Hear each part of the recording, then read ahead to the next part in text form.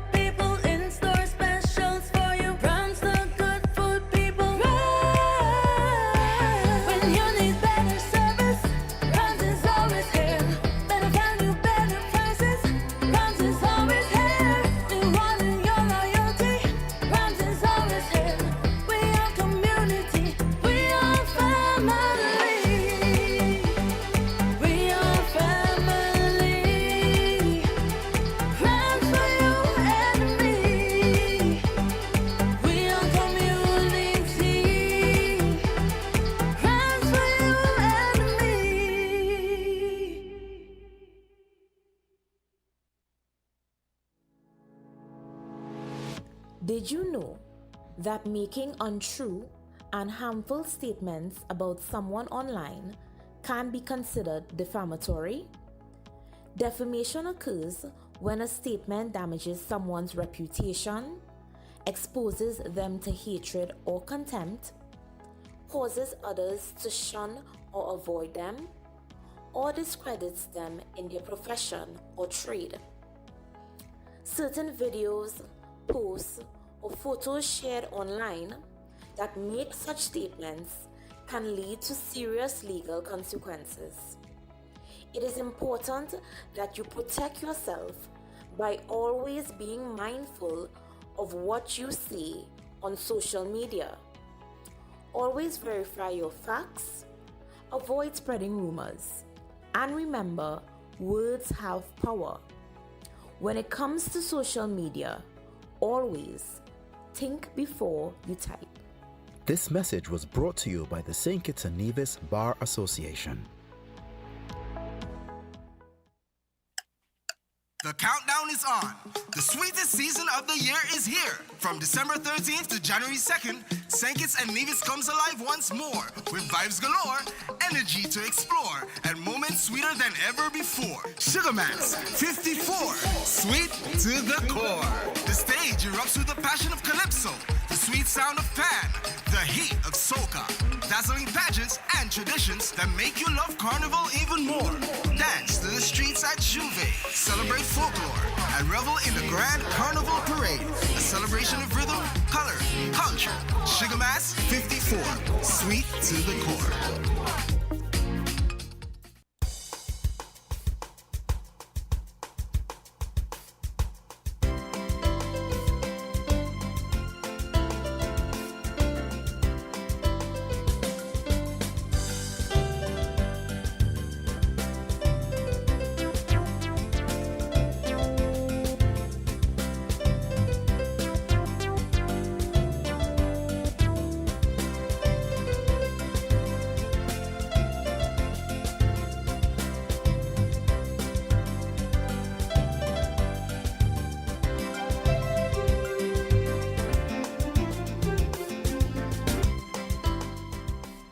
And a pleasant good day to you and yours. Welcome to another presentation of Island Tea.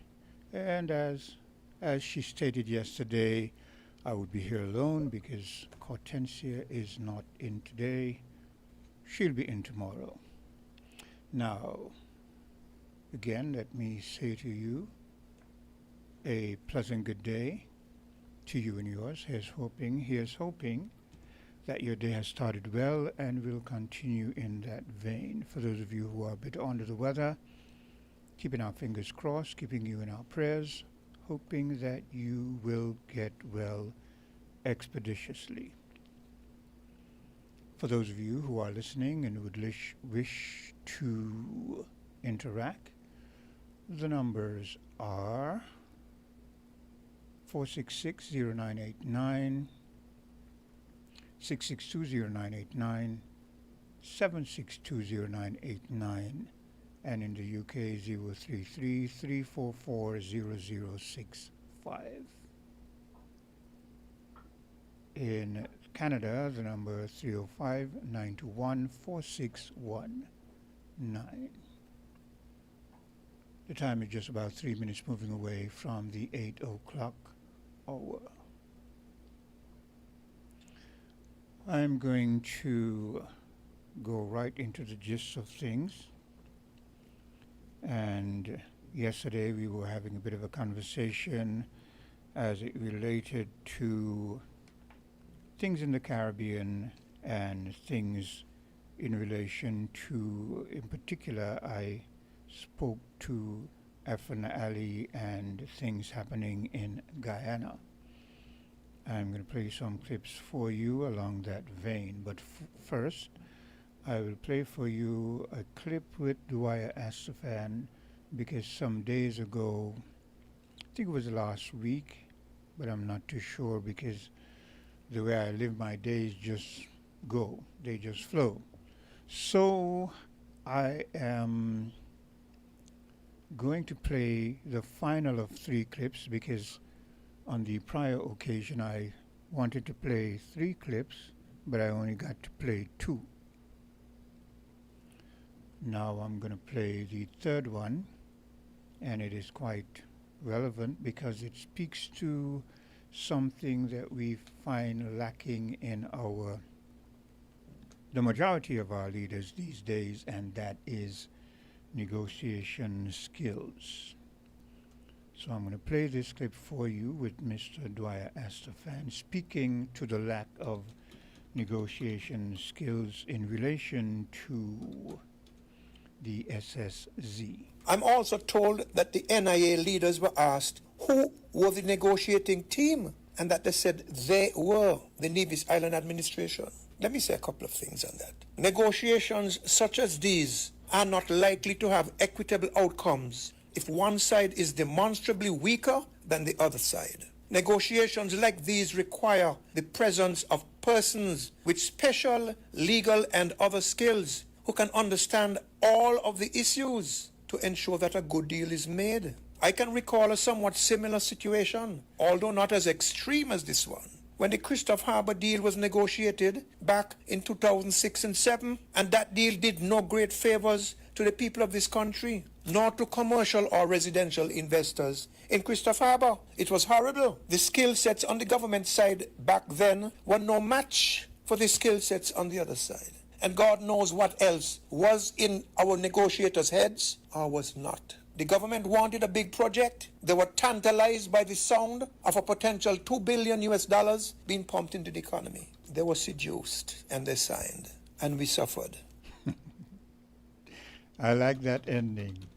They were seduced, they signed, and we suffered. Well, we don't really have to suffer if some individuals will be bold enough to swallow their pride and relent from the part along which they seem to be inclined. Speaking of negotiations, I don't know who would negotiate as it regards the Nevis Island contingent. But I do know that when I look at, for instance, I looked at a press conference with the Premier of Nevis and some of his colleagues, other ministers of government, and they were asked questions, and just look at not only their demeanor, but check their body language, and you will see that they are more defensive, more quite mild and weak. And this is with an audience just seeking enlightenment, just asking a few questions. So imagine these very same individuals sitting down in a forum with sharks. You know the program that used to come on, the Shark Tank, where you would come, you would have an invention, and you were trying to sell it to these millionaires, trying to get them to invest in your invention. And we are well aware of how that usually played out, because these individuals they're confident because they know they have money. They know you need their money. They have acquired money because they understand the dog-eat-dog world.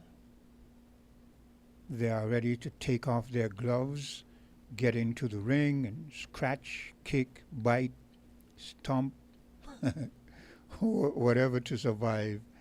And here we have our little ministers who come across as quite naive in many, many ways. So it is no wonder that more often than not, when they go and they sit down to say they're negotiating, it isn't really a negotiation, because to me a negotiation is when two individuals or three or four or how many ever sit together and they can go back and forth on an even plane trying to hash out a deal. Sometimes one or the other side may compromise, but that would usually be because one or the other side realizes that it is better at that point to compromise than to lose out on a good deal. Hello, caller. Good day, Quint. Good day. Good day to you, Greg. And and to our listeners. And once more again, greetings in Jesus Christ's name, the only Savior of sinners from the sins and from hell, through faith only, according to the Word of God only, and the second person of the Eternal Trinity. And I would also like to say again, we need to become a republic and get out the British Commonwealth as quickly as possible, and the quicker the better, at least in a certain way. Now, you remember yesterday, and I've seen it before as well. I've seen it on somebody's status on WhatsApp as well. But remember yesterday you spoke about people are going to be refused U.S. visa based on, well, if they have, for example, a non-communicable illness. Yeah, Hortensia brought up that issue. Oh, it was cut, yes. Okay, good. Yes. Well, you know, and like I said, I saw it before. And something came to mind as I was thinking on it. And let me ask a question. Who does say they suffer most from hypertension and diabetes? Black people. Okay, so you see the implication. Yeah. Who you think going to get rejected the most? Well, that is the intent. That You is know, that yeah, is and- that is yeah. why when some individuals say to us as a black people, get over it, you know. Come on, forget the past. Move on. The white people out there, they love you. They don't have any, you know, they're living their lives, and pull yourself up. I say, well, you say, not you particularly, but I say. Yeah, I know what I mean. You're talking in general. I Yeah, know what you mean. Yeah, you say, well, move on. But how is it that we're still seeing so many things, negative things being imposed upon us by this present generation of Caucasian people? I'm not saying all, But those Right, obviously not all. those in a position, in a lot of those in positions of authority, they just seem to find ways to push us down, keep their feet in our necks. I don't know why. Well, the Bible says why men's hearts are evil and wicked. And you see who suffer from these things most is who gonna get rejected the most, and obviously that's black people. Yeah. But I for one, I never ever said, well, Mickey, I never remember ever saying let's forget the past, because even in the Bible, God constantly told the Israelites, hey, remember how you all got your treatment in Egypt? Remember how Egypt treated you? Yeah. And remember how this other nation treat you? They didn't let you pass through the land to go where we're going, and so on. So God always kept reminding the Israelites, remember the past, how such and such treat you, how you was treated by such and such, and that sort of stuff, you know? Yeah. And so well, for example, where Israel is what was concerned, God said, for example, where Egypt is concerned, He said, remember Egypt had your slaves. Remember how they treated you. Yeah. So do not treat the foreigners how they treated you. You know, don't do it how they treated you, because it wasn't good when they treated you that way, and it's not good when you treat other people the way they treated you. And then when it come to other nations, he told them who were in the land, he told them, hey, attack them, destroy them, because this is what they did to you in the past. You know, and that is what they did to you in the past. I don't wholeheartedly agree with don't do unto them as they have done to you. I wouldn't mind that if we were seeing a change of heart, but when you consistently see the same treatment being meted out to you, I remind everyone of Marcus Garvey's statement. And Marcus Garvey stated, if you continually do us the way you're doing us and show no empathy towards us, be mindful that we are human beings. And if and when we reach the point where we are in your position and you are in ours, do not expect kindness from us when you have consistently not shown such, because again, we are human beings and thus subject to the ways of human beings. Yeah. Well, you see, I bring up that issue because God, we see in the Bible, God, especially in the Old Covenant, God told Israel to always remember the past. You know, and for some people, He said, remember the past so that you treat people kindly and that sort of stuff. For other people, He said, remember the past because you're going to have to destroy them because of how they treated you in the past. So different people, He told the Israelites to act differently. Yeah. Based upon the situation and that sort of stuff. And God knows best. God knows best. But the main takeaway is that He always tell the Israelites, remember the past. Remember how this people treated you. Remember how that people treated you. And this is how I want you to behave towards that people. And this is the other way I want you to behave to these other people and that sort of stuff. Me never tell anybody, don't forget the past. Did you see a recent? I just happened to bump into a recent. It seemed a recent sit down with the President of the United States, and a woman asked him a question in relation to the Epstein files. As far as I'm concerned, for me, it's not here nor there. Because we already. Should be, Quinn. Huh? It should be. Well, because... It should be very important, because I'm going to tell you why. The hotter this thing rise up, is the more likely Trump going to start a war. I heard you on that, and I'm not disagreeing, but I'm saying from my perspective, we already know the character of the man, but we can't judge the man by his past, and we don't know if, so let it play out however it plays out, one way or the other. But my issue was the way he answered the the reporter, and he just went on and on and on that you're a horrible person. You don't even know how to do your job.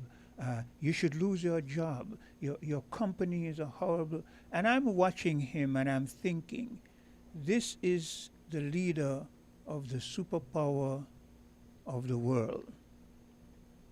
And he just, I mean, I wouldn't have minded if he had said, well, I don't like your way of questioning, but he just went on and on and on. And I'm watching him and thinking, and there are other leaders around, sitting down, everybody's quiet, and he's just ranting. And I'm thinking, wow, is this the kind of leadership that we want in a so-called modern era? Wow. Yeah. Like I believe and have said in the past, God will give us the government we deserve, be it for our prosperity and blessings, or be it for our destruction and ruin and undoing. God will give us the governments that we deserve. We are obedient to the word, He's going to give us good government. We are disobedient to the word, He's going to give us destructive, bad, evil, wicked governments. And right now, when I say we, I mean the different nations, including America. We are disobedient to the word, we are evil and wicked people, and He's giving us the government we deserve for our destruction and ruin. But it seems... go ahead. Go ahead. No, I'm listening. It seems to me, though, that we're caught between a rock and a hard place. It seems as if, though, unless we see some real drastic change in the immediate future, it seems as if, though, we're going to get a spin of bad leadership, because we don't see any rainbows in the horizon. I mean, do you think? I believe that if Kamala had won, things would have been considerably better. But I don't know how much better in terms of world affairs and world economic growth and that kind of stuff. I really don't, because I don't see that kind of leadership. And then, knowing that she would have been the second black individual to hold that status, and the kind of rebuff that Obama got, right, even in Parliament, and senators and other Congress individuals are referring to him as boy, and he makes a statement, and you hear another government official on the opposite side say, you lie, straight out. And so I don't know. Well, I don't think it would have been any better under Kamala. I don't think it would have been any better. I think it would have been. I think it would have been better in terms. Wait, when I say I think it would have been better in terms of public relations and how she carries herself and how she. But in terms of policies, I don't know if it would have been better, because it would not have been better. Yeah. It would have been the same evilness and wickedness. The same. Yes. This guy, you got a fellow who have called in, and he have said that. He said that America is protecting us and that sort of stuff.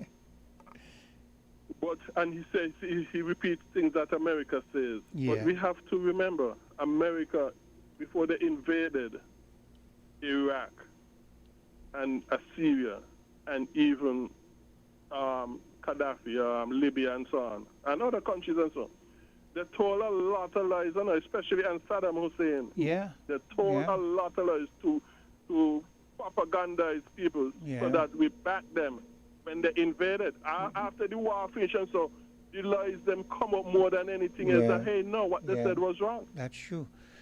Even up to this morning, I was listening a bit on our news at WinFM News, and I was hearing some media individuals castigating the media, the social media today, and saying, you got to be careful because these people, they lie and they bring out all kind of things, and if you really want authentic stories and so forth, you got to come to the professionals. And I'm thinking to myself, yeah, you're right, because a lot of lies on the social media, but you haven't been any better. You follow Right. So, I mean, come on. Right. So And yeah. lastly, I would like to say, yes. And And lastly, I would like to say, I'm glad go that ahead, go ahead. I'm glad you made that statement in relation to that individual. I'm glad that you were aware of it, because if I had, Who individual? Okay, yes, yeah, that's the way I mean, yes. because if I had made that statement, he would have felt that I was picking on him. But that is why I say to him when he speak, there's an audience listening, and that audience has the ability to assess, hear what you say, and come to their own conclusion. Yep. Quint, now, yeah, but remember they were saying Saddam had WMD. Yeah, yeah. No, they find out not a thing, sir. But they knew, Greg, They they know, but they're going to push a story because they want to win, and they're going to push it, and they know that the people are going to be gullible. Okay, look at Colin Powell. Remember his state. That is why he left the Republican Party, because he said he even, when he was given the intelligence, he even believed it. Yes. And then to find out it was a lie. Yes. Yeah. I think he followed with Wolfowitz something, because he realized in the end that what he told was a lot of lies. Yeah. And that he had believed at the time. And having said that, the individual who we're speaking about. No, sorry, I said Wolfowitz. I don't think Wolfowitz. I think Rumsfeld is what I meant to say. Yes. Rumsfeld. The individual we're speaking about, I don't know for sure, but I want to believe that he has a military background. And I find that people who come from a military background, depending on the regime that was in power during their tenure, they tend to lean towards that because they have been groomed in that way. Military individuals have been groomed to just follow command. So they're given a story of objective, and they just follow it. Recently, we have been hearing a lot of soldiers who fought in American soldiers who fought in various parts around the world, who are now retired, speaking about when they came back home and they found out the lies that they were told. Yes. But when they were in the military, they swallowed it hook, line, and sinker. Yes. Yeah. Yes, you're correct. You're correct. So yes, a number of them have been speaking out. And as a matter of fact, recently, I think it's Kamala, and I think it's she. Yeah. And a soldier came, and he was in some kind of meeting they had. Because remember, Kamala, them spread lies about, who they spread lies? I forgot who. No, it's to do with Gaza. Yes, sorry, to do with Gaza. And the soldier came back and said, because he apparently he went somewhere in the area, and the soldier, in some kind of meeting with Kamala, and he said, you all had us to do, and so what was based on lies. Yeah. I remember Biden was supporting Israel in the bombing of Gaza and that sort of stuff. Yeah. And the soldier got up, and they arrested the soldier. Because he said, no, what you all are spreading on Gaza is lies. Yeah, we have a caller. Hello, caller. Yeah, good morning, Chris. I Yeah. am not on the political side this morning. This is the voice of Winston. Welcome. Mm. I have a personal issue, and it's a matter of stolen. Chris, I am in the United States going for 40 years. Yeah. But nowhere is better than home. I'm looking towards coming home. So I've been gathering my resources from the harvest, the sweat of my brow. Yes. I've shipped home thousands of dollars of stuff. And I woke up Monday morning with confirmation that my stuff was stolen. I want to put it out there that some of this stuff are being sold on the market incentive, the black market. I need to tell the people they might be buying stolen stuff off the street. May I ask you where were they stolen from? Did you have them in a home? Were they in storage? Were they? They were in a home Okay. of a family member of mine. But I want to make the story short. Yes. They were properly stored, but that place, after the owner died, it became very, very problematic. And I'm talking about, I am a welder, not by professional, but I have the tools, I have the equipment. And I do welding, I do like mufflers and all those things. I could make mufflers. I have a lot of stoves, a lot of kitchenette stuff, clothes, over 40 pairs of shoes that has been stolen. Generators, I had 3 generators, they're all gone. I had a gasoline shock hammer. Nobody in the island have that. So I'm putting out those real materials, but if you are buying stuff off the street, be careful you are buying stolen stuff. An investigation is on its way, and I am not going to say much to it until further down the line. But I've been robbed over 75, close to $100,000 worth of stuff. And they were all paid for by me, shipped by me, claimed by me from the port, custom. They are now in the hands of people, and be careful that you are buying stolen stuff off the street. I'm not going to call the names right now. I will use allege. I have ideas and reason to believe. Don't call any names. I'm not going to call any names. Yeah. But this is what's happening right now. Anyone buying anything off the street, please be careful. Okay? Because if you end up buying stolen stuff, you might have to be on account for them should you being caught. Be aware the stuff were in Upper Borio at Miss Burke's place. Clive Burke, who was a warden, owner, and Urania Burke, Upper Borio. Everyone should know that place. Stolen stuff are being sold, and I will not take up more of the time. I will go on every media I could and announce this thing. I might have more details as I proceed. So thank you for that time. I will rest on that. I am in a very, very bad situation. These people make me poor because 35 years of my life in America I've been saving for that event. I earn a piece of land that I have bought, and I was going to erect my building. I come back here to save as much as I can, but I have been thrown backward. I am not in good mental stability because I wake up and I have nothing, and this is wrong. So, can't find all the words that I need to say. Well, I can feel your pain, and I know how. I can imagine how hard it is. I hope that you'll be able to find some way of getting the culprits, whoever did this. You know. Yeah. Thank you. Appreciate the time. Okay. Yeah. Quinn? Yeah. Yes, I would like to say I hope he gets justice, but I'd like to say something quickly for the lad. Yesterday, when I spoke to the doctor, that was Tuesday, I've been up the issue of subscription, which I know I mentioned some doctors in the United States does. I heard them say. And it wasn't just about cutting down waiting time, even though that is an important part. It wasn't just about cutting down waiting time, but with that subscription system, I think just for doctors only, anybody could use it as well. It has 1,000,001 uses. For example, you could say, my subscribers, you will get 10% off your bills.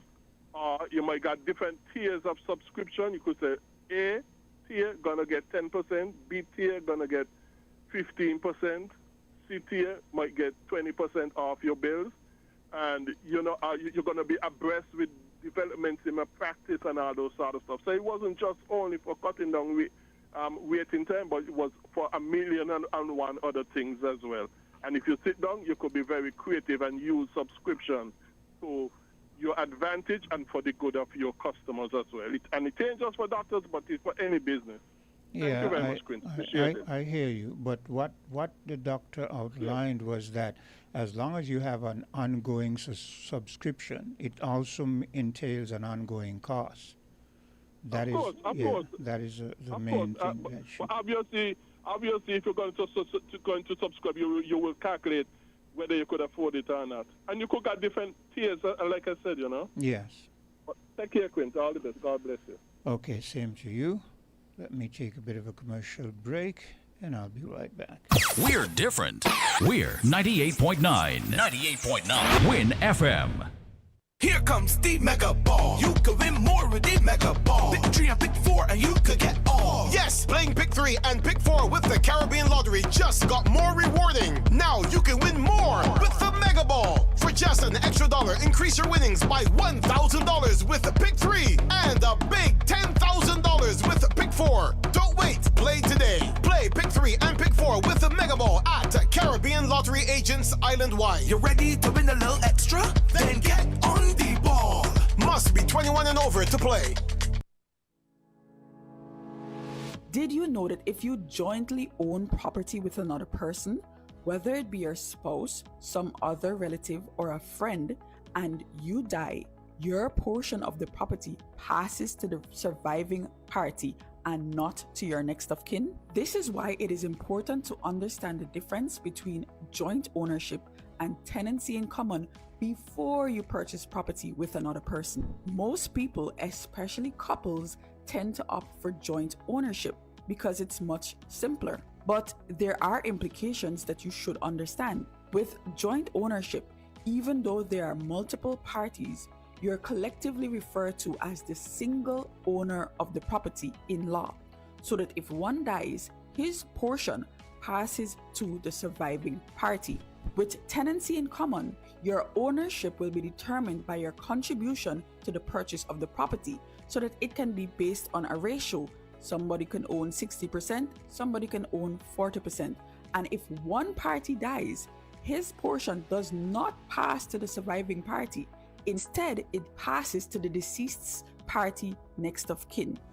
This makes a lot more sense, especially in situations where you might have children before the marriage and you want them to benefit from your estate. This message was brought to you by the St. Kitts and Nevis Bar Association.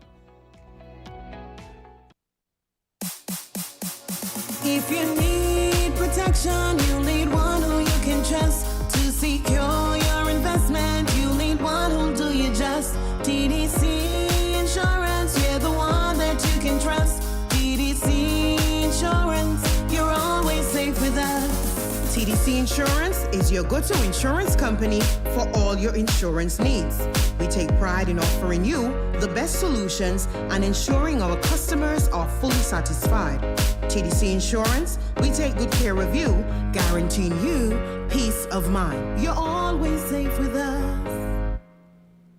This Christmas, add postpaid for a festive win-win. We're gifting you a 50-inch smart TV or a $400 Amazon gift card. When you add a Flow postpaid mobile plan to your home internet, you can celebrate the most wonderful time of the year with a big screen or big shopping. Let us upsize your TV or clear your Amazon cart. Either way, you come out on top. Add postpaid to internet today for your festive win-win. Visit discoverflow.co for more info.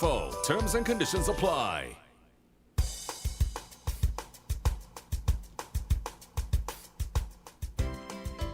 And I'm back. The time 8:36. Bit of a good discussion there. And again, empathy goes out to Mr. Welcome.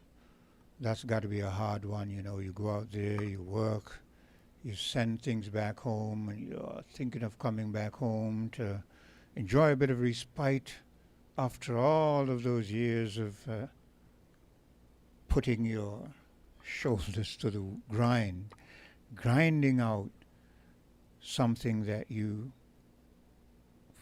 would like to enjoy in the latter part of your life, and to wake up one day and hear that someone else feels that they're better entitled to your hard labor than you yourself. It's got to hurt. So here's hoping, Mr. Welcome, that you can somewhere along the way find justice. And because of the amount of things and so forth, I think it is likely that the culprit or culprits will be found, because oftentimes you only need to get one of them if there are more than one, and find that individual, and usually that one individual will divulge who else were involved in the theft. So here's hoping that you can find some justice sooner than later. Hello, caller. Good morning, Queen. How are you? I'm fine, thank you. And you and the family? Everyone is good, thanks be to God. Okay. No, I'm calling this morning. Someone asked me to do something. A concerned mother. She's Jamaican. Her daughter is Jamaican, but the daughter is married to a Kititian, and the mother she's concerned about her one daughter. She says she has not been able to get in touch with her. The last place her daughter they live was in Virginia, but she's been calling the husband number, the daughter number, and she cannot get in touch with them. So she asked if I can put it out in St. Kitts. If anyone knows any family member in St. Kitts, Trevor Herbert. He's married to Tony K. Herbert. Their last residing place was in Virginia. The mother is concerned about her one daughter, and they have two kids. They are missing, and if anyone in St. Kitts knows the whereabouts where Trevor Herbert is and his family, if they can alert him to please to tell his wife to call her mother. She's very concerned about her one daughter. Okay, that's another bit of sobering news there.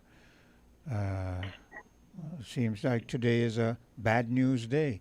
Well, here's hoping that people who are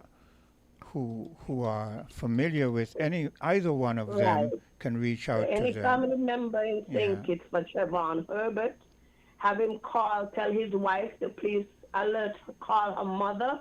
Her mother is concerned about her. Yeah, well, any family, not only in St. Kitts, but wherever they are and they hear the news, disseminate it, and here's hoping that comes to another good conclusion. Yeah. Well, I would let you know if they get in touch with her. Yes. Well, let's keep our fingers crossed and hope for the best. And all right, Queen. Okay, you take care. Wow, I don't like to sit here, and I know it happens in the world. It's not all good news, There's a saying, into every life some rain must fall, but hey, sometimes, it's kind of disheartening when you get the bad news. So here's hoping that the families of those individuals whose names were just divulged, that they can, whether they be in St. Kitts, anywhere in the Caribbean, anywhere around the globe, and you hear and you know of their whereabouts, and you can get in touch with them, let them know that their loved ones are concerned. There's a mother who's concerned about her daughter, and now having heard the man's name, I'm sure that there are family of his who will be concerned as to what is happening, why people are not hearing from them, and so on and so forth. So let's hope that again can come to a good conclusion. Now, moving on, recently I heard an individual from Trinidad and Tobago. It seems like he's a government official, and he was making some statements, and I was thinking to myself as he was making those statements, wow, I mean, how daft can an individual be? One of the statements that he made, which we're well aware of, is that the level of crime in Trinidad and Tobago has been quite high. Very, very high in comparison to a lot of the other islands in the Caribbean. So we're aware of that, right? And I'm saying that even though that is the case, it is still not good for you to say, or right for you to say, that because there's that amount of murders in your country, which is a bad thing, that the Caribbean is not a zone of peace. Because, for instance, when St. Kitts and Nevis was having 30-something murders in a year, the Caribbean on a whole was still a zone of peace, even though it was heartbreak for us and chaotic for us, and our name and our character was being dragged to the mud. But the Caribbean on a whole has been a zone of peace. And he also outlined some of the events that happened in the Caribbean and tried to use them to suggest that they buttressed his statement that the Caribbean was not and was never a zone of peace. But the very same instances, most of them that he spoke about, somewhere was the West involved, mainly the United States of America. So the main threat to our zone of peace has been the United States of America. And that is what is playing out today. I mean, you can run around and you can bring up all kind of statements and suggestions, but that is the main fact.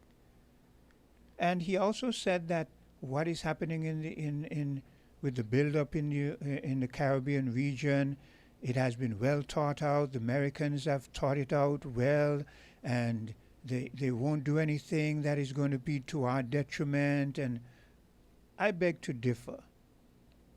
I don't think they care one iota about how we feel. Whatever their agendas are, I don't know. I can speculate. We can speculate. We have some assumptions, but we're not fully aware. We hear about Venezuela, but it might, as someone suggested, it might not just be Venezuela. It might be a combination of Venezuela and Guyana, because Guyana and the Guyana leader has been doing what he feels is best for his country, and it has ruffled some feathers of the U.S. So they could be coming in under the guise that it's all about Venezuela, but it may very well not just be all about Venezuela. And he also said that the fishermen in the area are safe fishermen, and he's further stated that one of the things that would prove that the fishermen are safe is because the fishermen are going out and catching fish, and there's not a decrease in the amount of fish that one can get. Well, the Caribbean is a big region where the Americans are, even though it incorporates a large portion of sea, it is still only a part of the Caribbean. So fishermen are going to know where they can go and ply their craft and get fish. But for you to say that they can go and all they have to do is just be cautious and I mean, we are just seeing ships being blown up.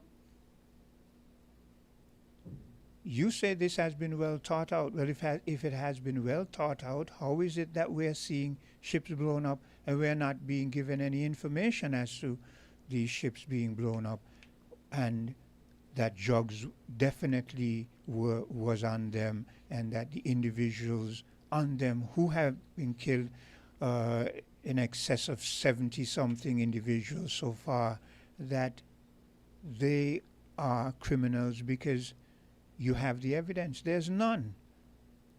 So for you to get there and say, and I remember I also heard another statement which this individual said, I heard it corroborated by another individual who seemed to be either in the police force or in the armed force, and he said one of the Trinidadians who was killed, we know his past and his past history and so forth and so forth. So because someone did something in the past, you have the right to just sit them on the waters and kill them just like that, and imply that it is because of something they did in the past that they're guilty now? I mean, is that the way you work? I mean, I've been guilty of things in the past, But fortunately, I was able to change my ways and make some about turns, and I'm here today. So you shouldn't just make those kind of statements, those kind of broad statements, and yeah. Yeah, thank you. Yeah, make those kind of broad statements and think that we're just going to accept them, you know. And to add salt to the wound, you're just saying, well, you know, this exercise that is happening, you're just being prepared to protect your sovereignty. I mean, come on. So the U.S. has to send down the biggest aircraft carrier in the world into our waters and over from I can't be precise, but I know that in excess of at least 10, 15, maybe 20,000 soldiers in our proximity. They have to send those amount to do the usual training that they do throughout the Caribbean, where they come and they train people from the armed forces and so forth. So they need all these ships and all these submarines and the world's biggest aircraft carrier to execute that. So we're not supposed to be concerned? I mean, come on, man. Let's be real. I'm going to take a bit of a commercial break, and I'll be right back. We're different. We're 98.9. 98.9. Win FM. The clock is ticking. It's Hartsford's Building and Nevis Centers and Builders Paradise Christmas Countdown Sale. This Thursday, December 18 to that day, December 20. Enjoy 30% off store-wide all weekend. Plus 12% VAT on that day, Saturday, December 20 on everything you need before the holidays. Don't wait. Time is running out to save big before Christmas Day. Build with us at Hartsford's Building and Nevis Centers and get everyday low prices at Builders Paradise. Mom, the Christmas cookies are ready. We leave them right here under the tree for Santa or for CIBC Caribbean. 'Tis the season for dreams to come true. Whether it's a house, land, vehicle, or upgrading your home, CIBC Caribbean can support your dreams with the financing you need. Enjoy incredible cashback deals with mortgages and land loans. Plus, your approved loan gives you a chance to win up to US $5,000. Apply now at www.cibccaribbean.com/sweeten the season. Terms and conditions apply. This Christmas, add postpaid for a festive win-win. We're gifting you a 50-inch smart TV or a $400 Amazon gift card. When you add a Flow postpaid mobile plan to your home internet, you can celebrate the most wonderful time of the year with a big screen or big shopping. Let us upsize your TV or clear your Amazon cart. Either way, you come out on top. Add postpaid to internet today for your festive win-win. Visit discoverflow.co for more info. Terms and conditions apply. Caribbean numbers come and play. Just one single dollar, that is the way. You can pick one number or two or three. I win up to 20,000, you see. 3 ways to play, 3 draws a day, 3 ways to win. Hear what we say. Caribbean numbers is the easiest game to play. The new Caribbean numbers. So play today. At any Caribbean lottery agent island-wide. So play today.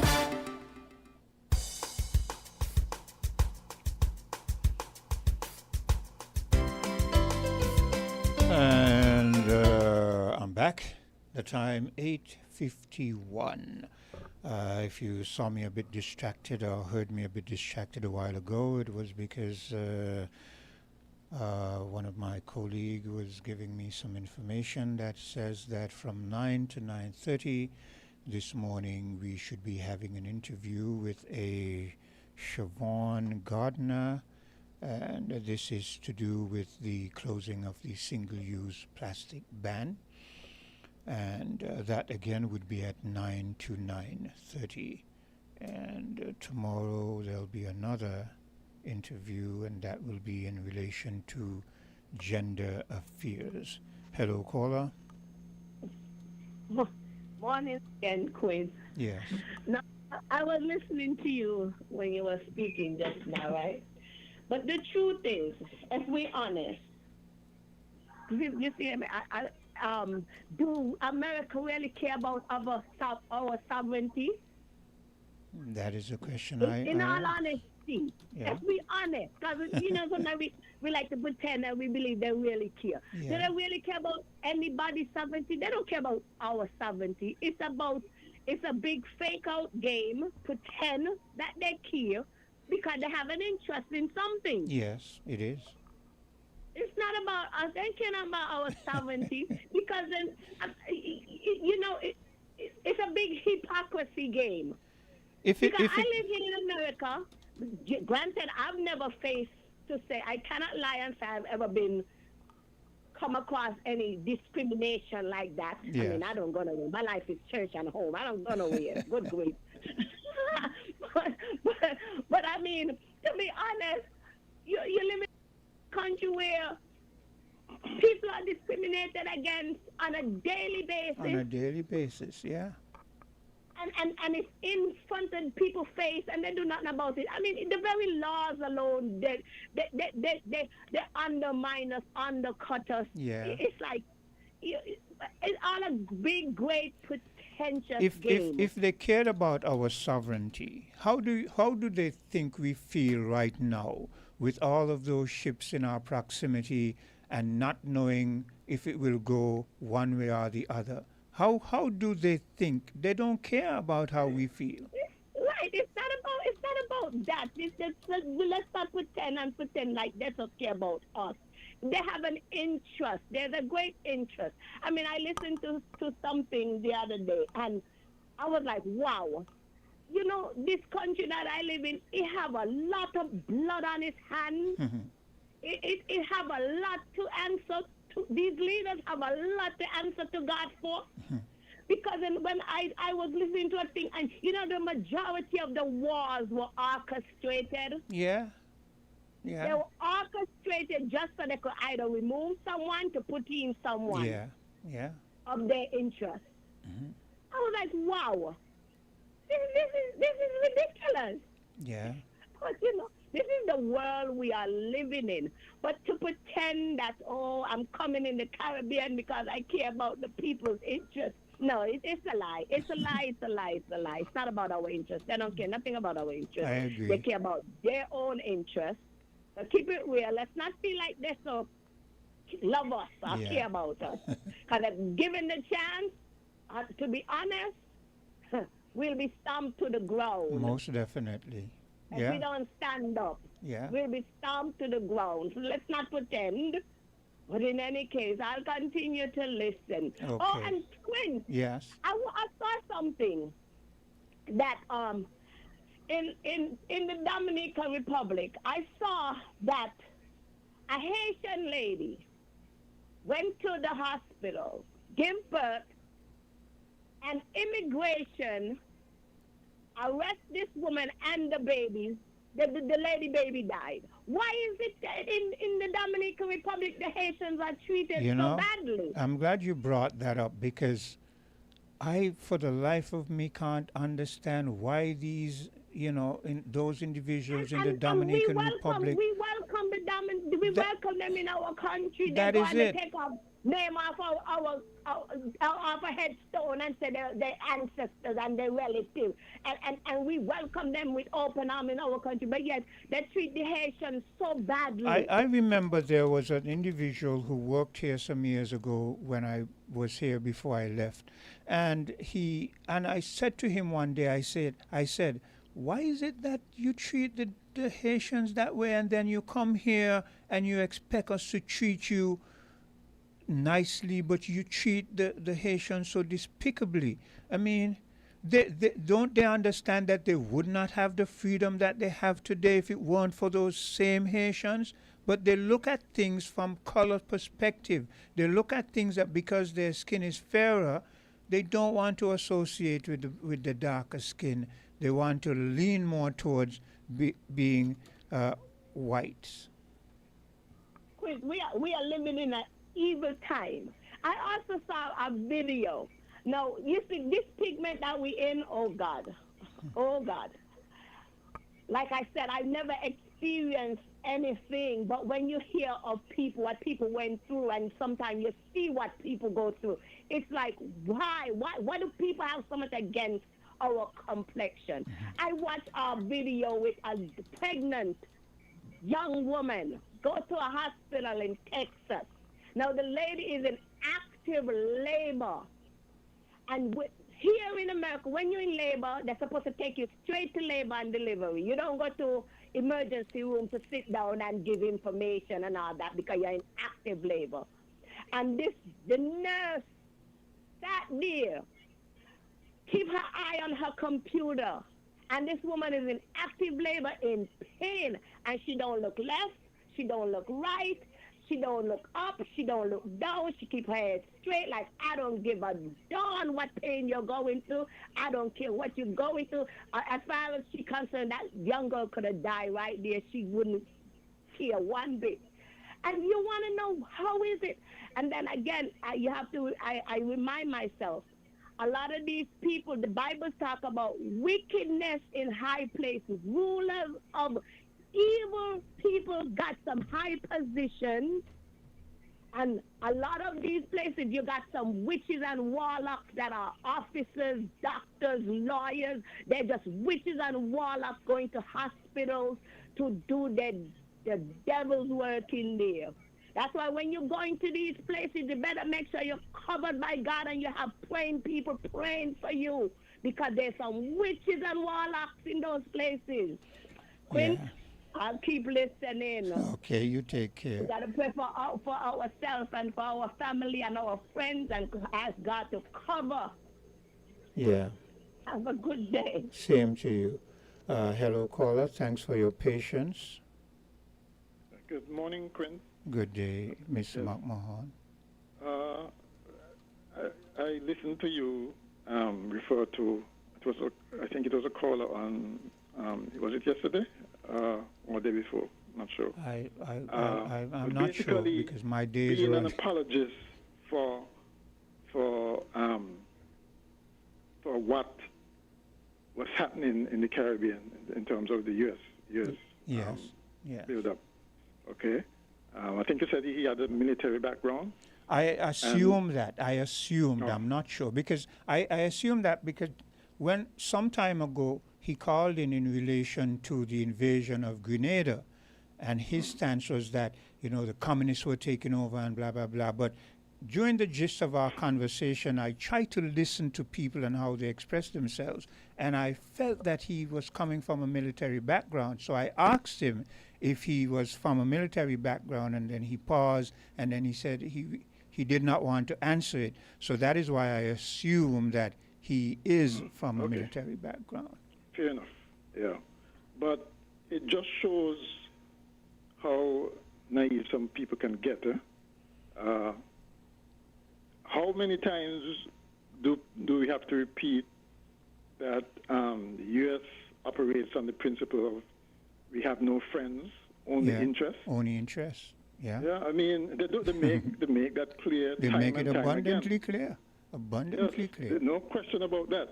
But what was interesting was, I think it was just 2 days ago, that the Trinidad Prime Minister... Hold a second. Unfortunately, I just had to go and answer the door. We have a guest, and it's 1 minute over the time. Hold your thought, and as soon as this finishes at 9:30, you can call me back, okay?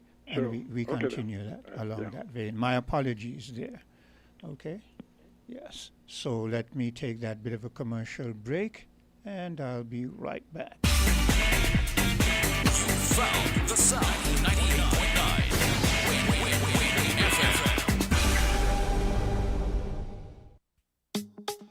The wait is over. Registration is now open for the COSCAP Junior Carnival Parade 2025. This year, we celebrate under the theme National Treasures, highlighting our unspoiled historical sites and cultural art forms. The Masquerade, Clowns, Brimstone Hill, Berkeley Memorial, Independence Square, and from Nevis, Hot Spring, Bathurst Hotel, and the Botanical Gardens. It all comes alive on Saturday, December 27th, 2025. Sign up now. It's free.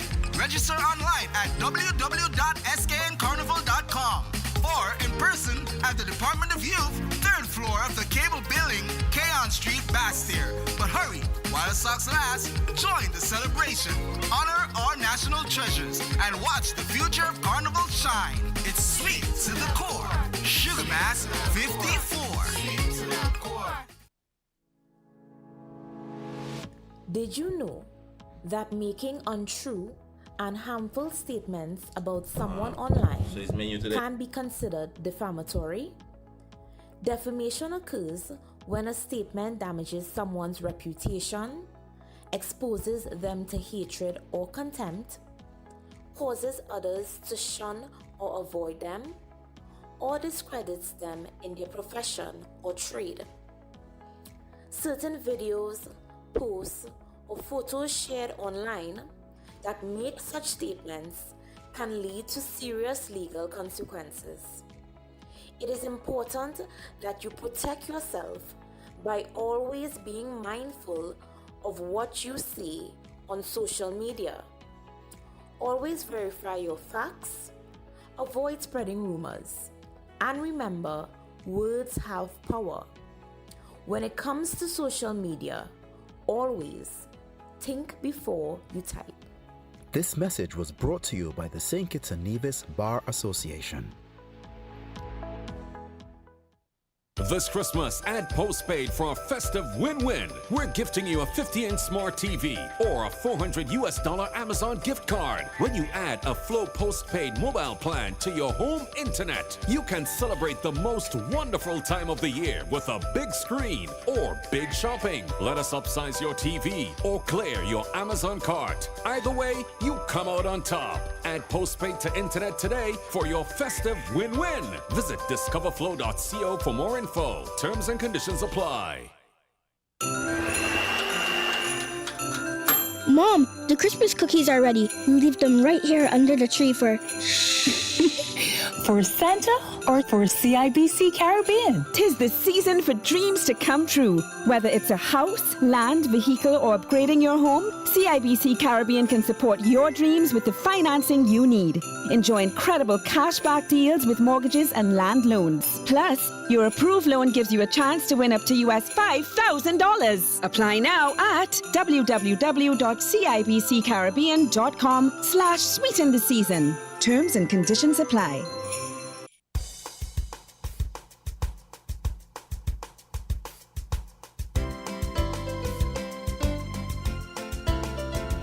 And welcome back. The time 5 minutes moving away from the 9 o'clock hour. And we have our guest here today. Is your name Shavern? Shavern Gardner, yes. Shavern. I wasn't sure if I pronounced it right. So welcome, and you may start letting the individuals out there know why you're here, and whenever and if you feel that you would take calls, you let the people know. All right, lovely. Thanks for another opportunity to be on your lovely radio station. We love taking advantage of your audience that you reach. Well, you're most welcome. Yes, and we're here to speak on several topics, one being the annual coastal cleanup, beach cleanup that we are going to be having on the 28th of this month. Another is the National School Recycling Competition Award Ceremony that's going to be taking place on the 24th, that's next week, Monday. And of course, we speak some more about the single-use plastic ban that is about to, it's actually petering out, and it's about to end on the 30th of this month. So those are some of the topics, the main topics we will be discussing today. Okay. Well, in terms of the single-use plastics, man, you've been getting a bashing You know, because even recently on Saturday, Chesley Hamilton was here and he said, how dare you say that it is a single-use plastic, because when I finish, I take it home, I do this, I put it in my bin and blah, blah, blah, and so on and so forth. Did you say Chesley Hamilton? Yeah. That's the lawyer? Yes. I'm shocked that Chesley Hamilton will say that, because I think Chesley Hamilton as a lawyer will know that single-use plastic, the description of item is not reliant on the assumption of the person or how it's used. Single-use plastic is derived from the intention of the manufacturer. So it was made and manufactured with the purpose of being used and discarded as single-use. So that's where we get single-use plastic from. And I hear that, but here's the thing though.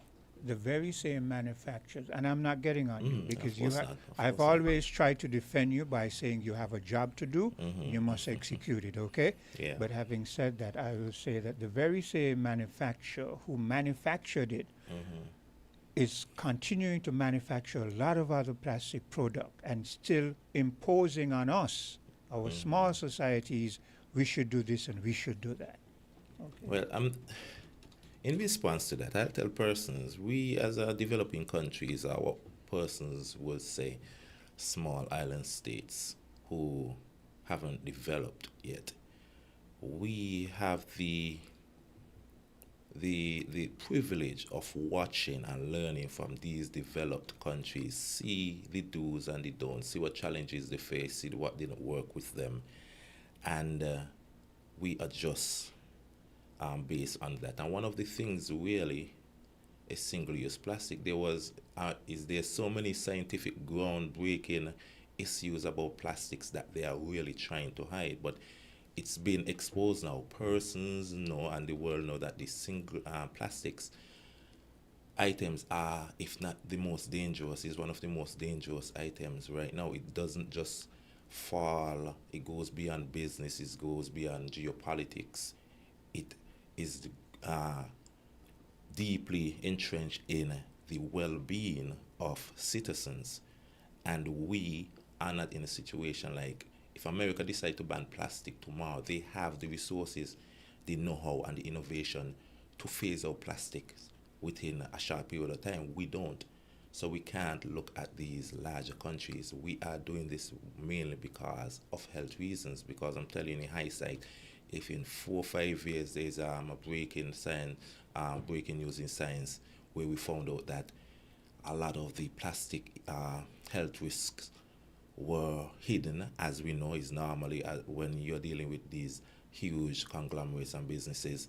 And right now, because of that, there are chronic illnesses and issues that are related to plastic bags.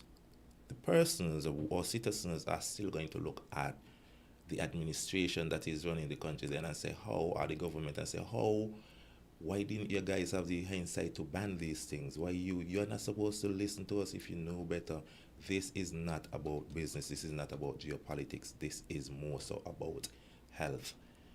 I'm telling you, there are so many groundbreaking issues concerning health issues, from microscopic plastic being found in the afterbirth of women. Microscopic plastics are now a part of our autonomy. We can find a teaspoon of microscopic plastic in our brains right now. So I've discussed this before online. Persons who are living a healthy life, but every day they run, but they drink out of plastic bottles, are one of their main utensils, are plastic items for convenience because maybe they're busy, etc. This person comes down with a chronic illness and is wondering how it happened, and then they find out it's because of microscopic plastics. I hear what you're saying, and I agree with what you're saying, but my issue is these big superpowers around the world. I listened to the debate that was going on with the last plastic conference, and the majority of those big countries decided they were going to walk away. They were not going to live up to what the demands were.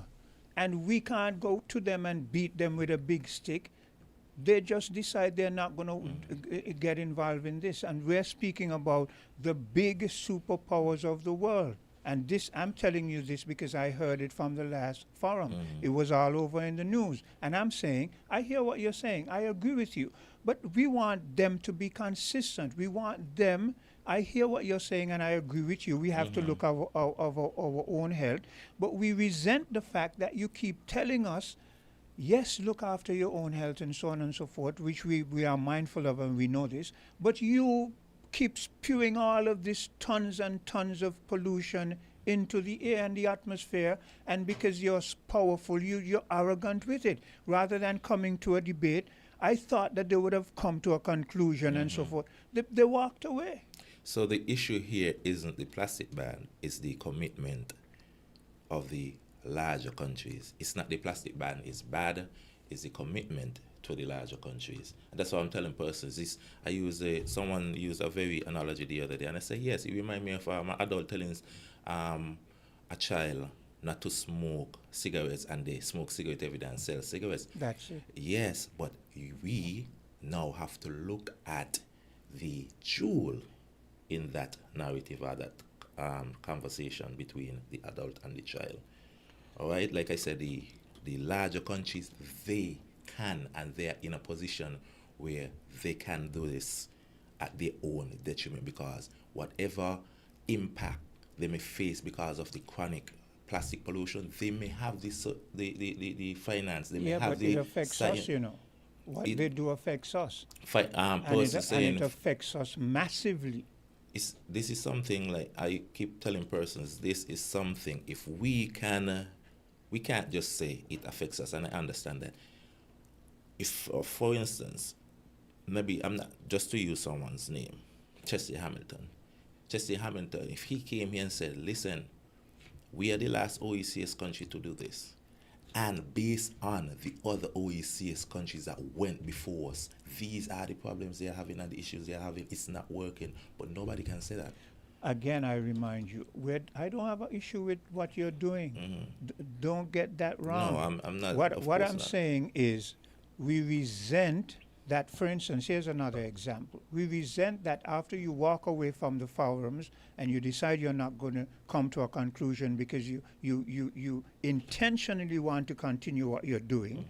You're saying to us smaller countries, when we sign off on this and sign off on that, if we dare to say, well, we're not going to initiate this single-use plastic use in the time span that you say, what is going to be the feedback? You're going to disbar us from something. This is what we resent. Yes, definitely, I understand it, and that is why when persons see the minister and some of the diplomats traveling and trying to engage in these discussions, it is because of purposes like those. We are trying to put ourselves or maintain the position where we are not victims of the advantages of these developing countries. Like, for instance, at the last COP, one of the major things that was I would say a pivotal moment as it relates to sustainability and the ability to fight climate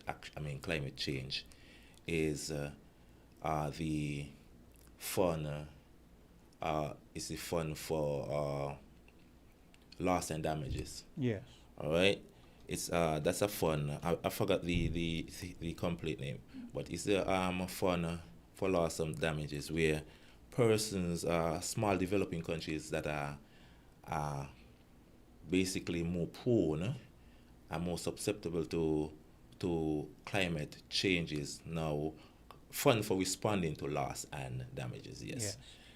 Though they were fighting for financial support in the form of grants to these countries, not in the form of loans. Yeah. And this is something that was historic, because it is something that was successful, and now developing countries, small developing countries like ourselves, have more support in climate action. So we are aware of climate change impact. So we are aware of the issues, the political issues, and we are doing our best to maneuver through these political issues. However, when we see that there is an initiative that greatly impacts us as a small island state, And because of our limitations, we cannot afford to let them pass by. Exactly. I understand These are that. things that we have to get on understand. board, because if we have this is something that maybe we need to always tell persons when we are speaking about the single-use plastic ban. I was at a school the other day speaking to them about the coastal cleanup, and in speaking to them about the coastal cleanup, of course, sustainability and biodiversity and the single-use plastic came about. And I asked them which one of them or who here would like a landfill to be in their community. No one. Yeah. I said, we have a landfill right now, and the landfill isn't going to last forever. Right now, we have to take measures to extend the lifeline, the lifetime of the landfill, and these are incremental steps. Persons will walk up to me like yesterday. A friend of mine, we actually stay in his building. He was like, "How are you guys gonna ban some plastics and not the others? Because if you ban some plastics, like the single-use plastic ban, it means that there will be an increase in the garbage bags." I said the aim is to eradicate plastic, because plastic is a cancer for the planet. Now, that narrative, the way you just expressed that to me, are you saying you would prefer if we banned all plastic items? It's not practical. But even if it was practical, would you prefer if we did that? It would have been a daunting task. Let me say that. So incremental steps are required. So persons who are saying, why you're not banning plastic, I hope if within 2 years we say, okay, then we are going to ban that same plastic that they brought up. They're not hesitant to support their from my perspective, I wouldn't say. Here's my perspective. My perspective is, I know we're not going to be able to ban all plastic. I know it's not really likely. But what I have an issue with is that these very same big countries who are mass producing the food and the very different products, they're benefiting, and they're picking out, nitpicking what they feel we should do and what we shouldn't do. And even though I hear you, yes, as developing country, we need these grants and we need these aids and so forth, we would like them to follow the very same examples that they're setting. And that's definitely, that's what they're saying. I didn't listen to the conference you're speaking about, but I know that there was only one country, a developed country, that was against the plastic ban. That was America. And what America does in this situation is they pressure other countries to get on board with them. All right, so these countries are not doing it in good faith. If it was up, if everything remained constant, and well, if everything was done on a level playing field, most countries would ban plastic. It's the reason why I keep saying this. The reason why America is adamant behind the slowing down of the plastic ban, because I tell you, it's not the entire United States is against the plastic ban. People need to understand the America operates on a federal and state. The federal government and state government. The federal government that governs, that takes care of the entire American region. Yeah. It doesn't necessarily control the state.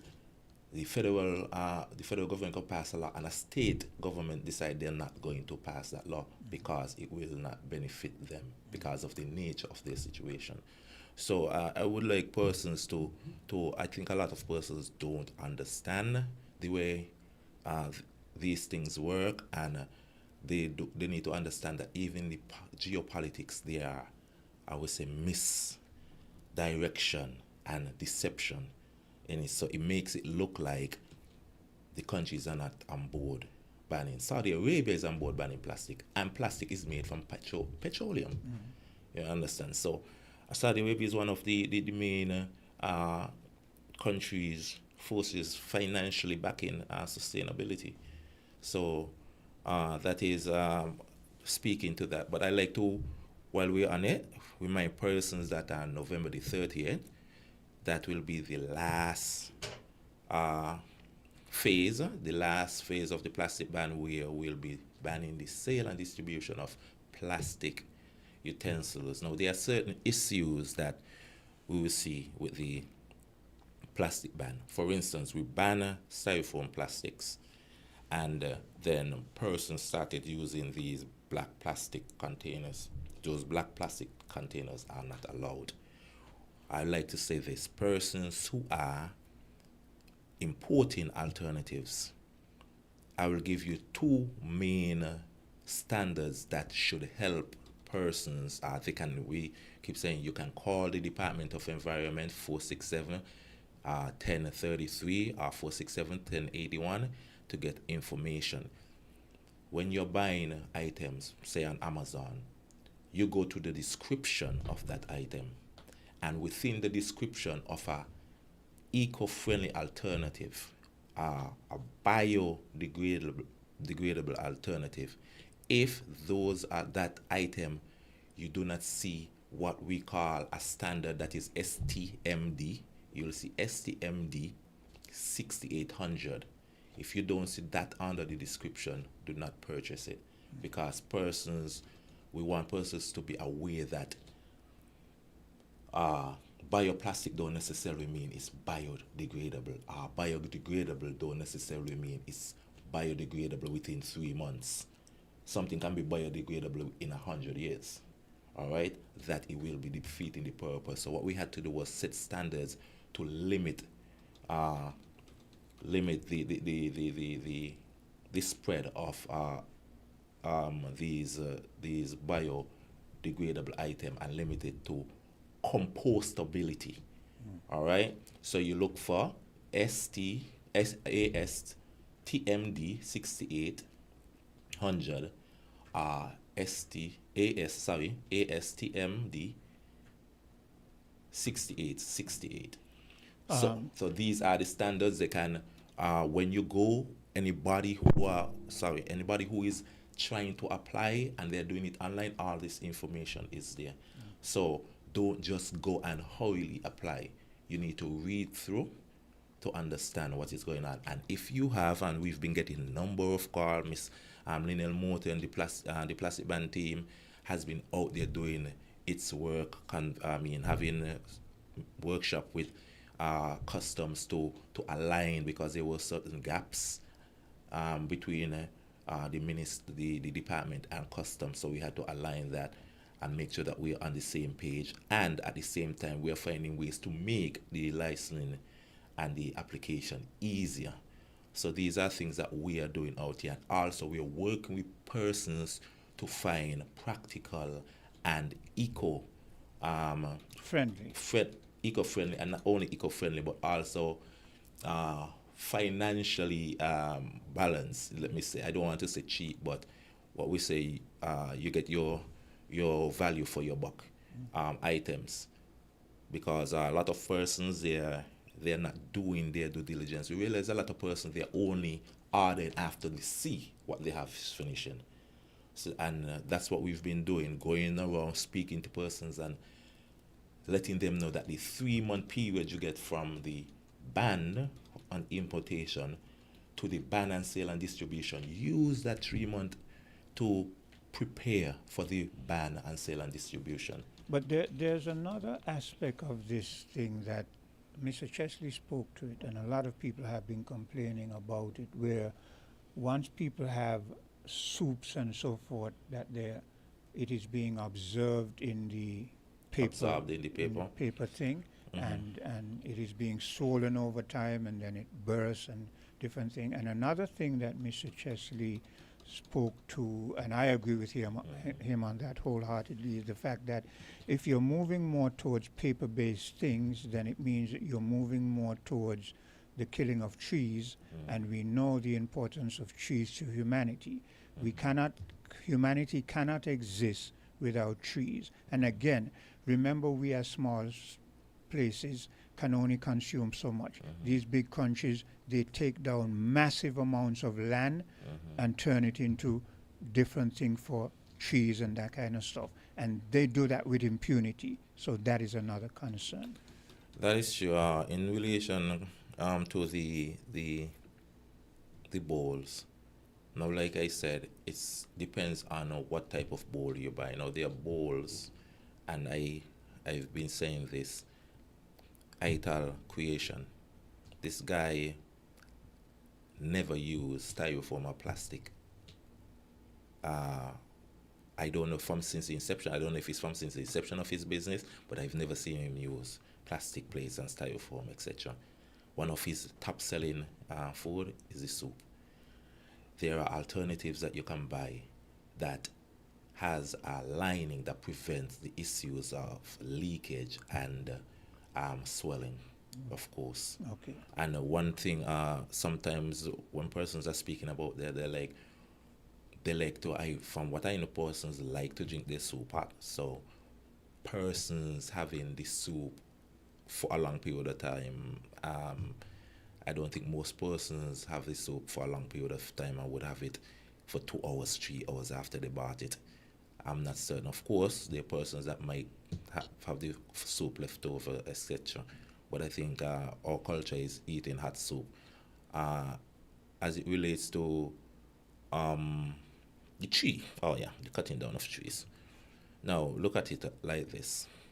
Plastic is made from petroleum oil.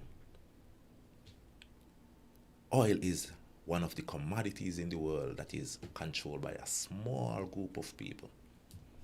Right? So, controlled by a small group, of but consumed by large. Okay. All right. It's made, the plastic is made from what we call a non-renewable resource. That's oil. Everything about oil is toxic, is a pollutant to the planet.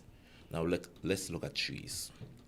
Now before, when I was young, I knew these companies had to, when they cut down trees, they had to plant back the trees.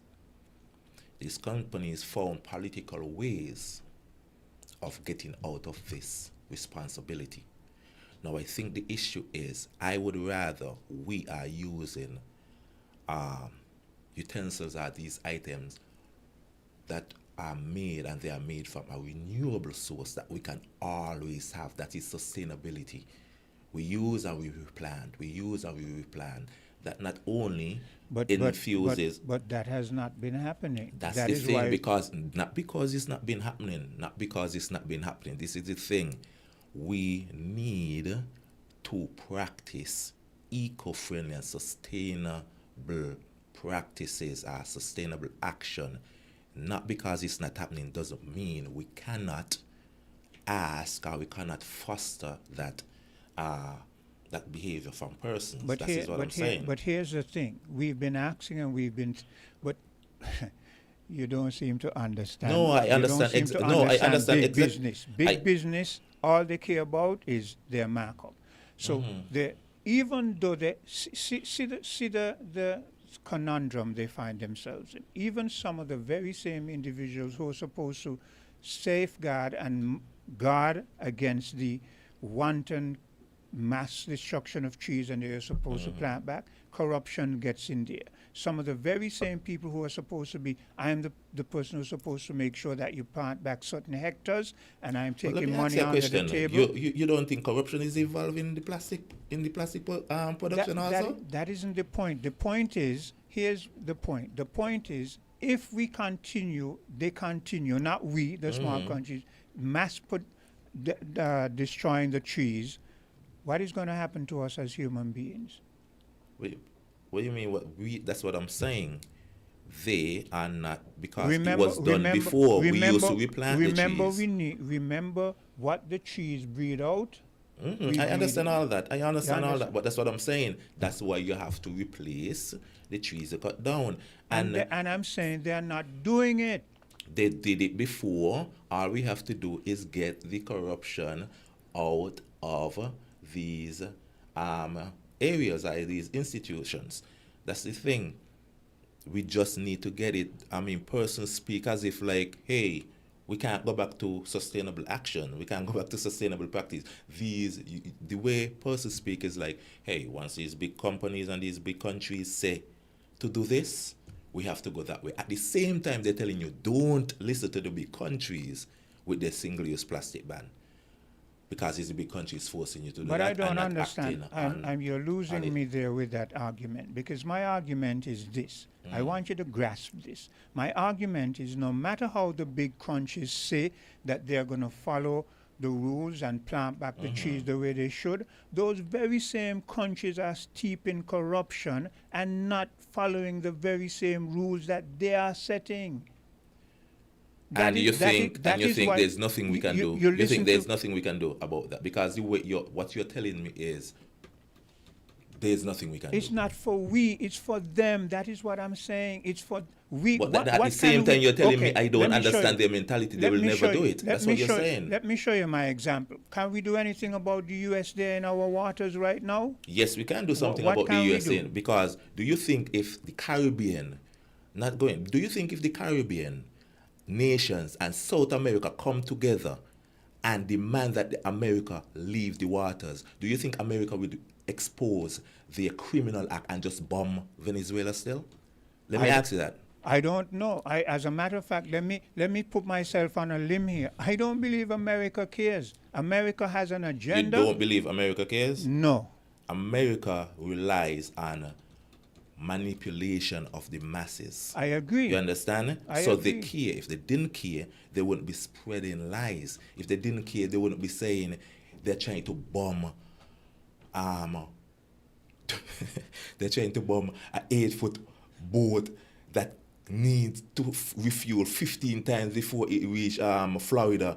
I mean, the narrative doesn't make any sense. But look, they're doing it. That's that what I'm is the saying, point. because persons without due diligence, a person come home from work, they sit down and they believe that the media are actually telling the truth. They believe they put their faith in the media. They don't understand that, like you're saying, the media is a business. The media has an agenda.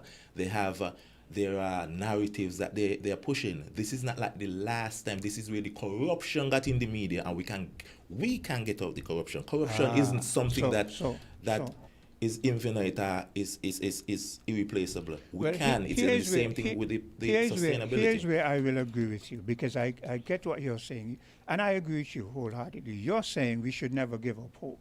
We should always work for the betterment. But my friend, we've been trying to do that, and these people are just disappointing us from everywhere. And not only that, we can't look at what America is doing. America doesn't rely on their beaches and their ambience and their natural resources that plastics are destroying. America tourism is not being attached and aligned with sustainable actions. And if you're not a part of sustainability, these persons who are visiting your country as tourists, they no longer want to visit your country because you're not practicing sustainability. These are the kind of things that smaller developing states are facing. If the Minister of Tourism, when she's negotiating say a tourist season, what cruise ships are going to come to our ports, and within that negotiation, one of the main things that these passengers are concerned about, or these companies are concerned about, whether if it's an act, are they really concerned about nature? You understand? These companies have to go with their clients, and we are, of course, as Caribbean people, we know, based on what we've seen, it seems like foreigners, Europeans, white people care about nature more than us and our island more than us, because when we talk about using renewable bags, there were foreigners using renewable bags before the plastic. I say it seems, we make it seem like that. We make it seem like that because we'll have persons, foreigners, getting on board about beach cleanup and banning of plastics more so than us. Now, this put the country in a situation, I wouldn't even call it a conundrum. I would call it, this is where, when the minister sit down there, she said, this is something I like because I want to protect my beaches. I want to protect our biodiversity. So persons who don't want to visit our country, if our country is not on board with these initiatives, I understand, because we need to be on board with these initiatives to protect ourselves and to safeguard ourselves. And I have no issue with what you're saying. Most of what you're saying, I agree. So the with most you. we can do is come together, and the situation here with the plastic is like the department has been trying to do, work with the retailers and finding ways of finding ways and means of providing practical and financially fair, economical alternatives. Because this isn't something that is going to change. And I'm telling you guys, we do not want to be the pariah in the Caribbean that is still pushing plastic, and nobody else in the Caribbean is pushing plastic. We don't want to be, this is not something, this is a plus initiative. I can't find a negative in the initiative. Have I, since you've been there, I've not gone against anything Yes, you say along that vein, you know. Yeah. But, my only point is that no matter what we do as small territories, these big countries are doing 50 times worse. This is why the ozone layer is just trying to repair itself again. And then you hear Trump say, drill baby drill, dig baby dig, you know.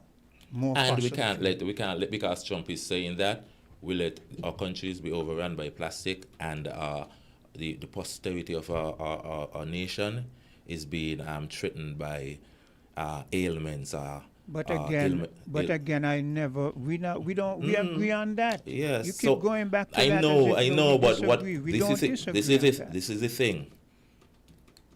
There's certain narrative that persons outside who are listening to the radio will hear.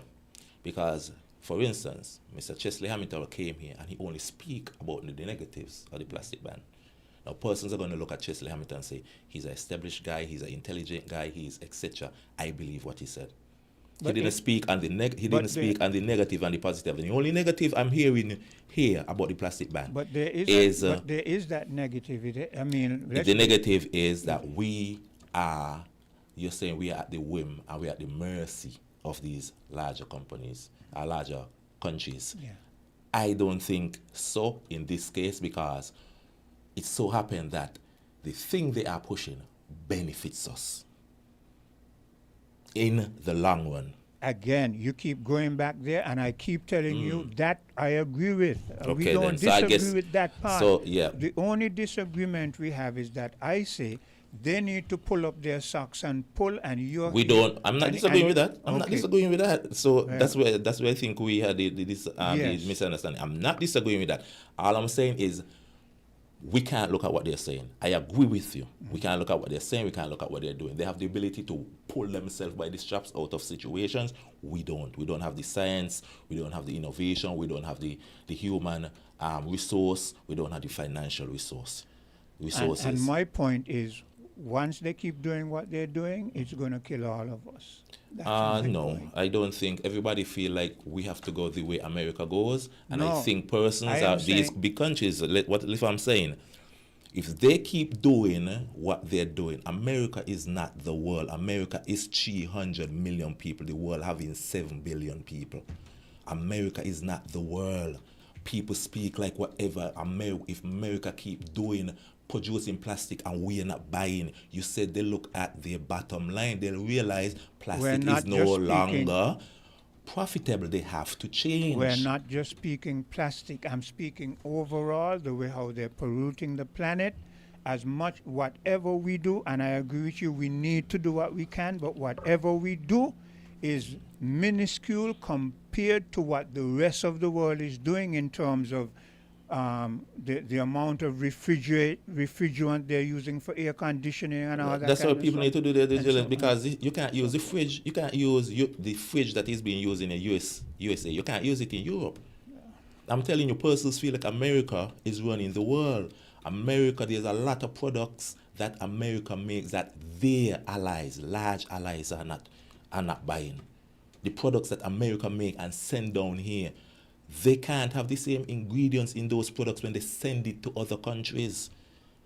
You understand? So America is not the be all, end all. America, people need to done with this initiative like America, what they say goes. If what America say goes, it's been years they've been trying to get into Venezuela. It's because the world is against that. That's why they're tippy-toeing and trying to find excuses to validate their reason, which don't make any sense. So that is a point. And what I'm saying, you say not just the plastic, but once if we stand up to them with the plastic, all these other issues you're speaking about, we will prove that we have stood up to them in plastic. We have won that fight with plastic, and we can with the other issues.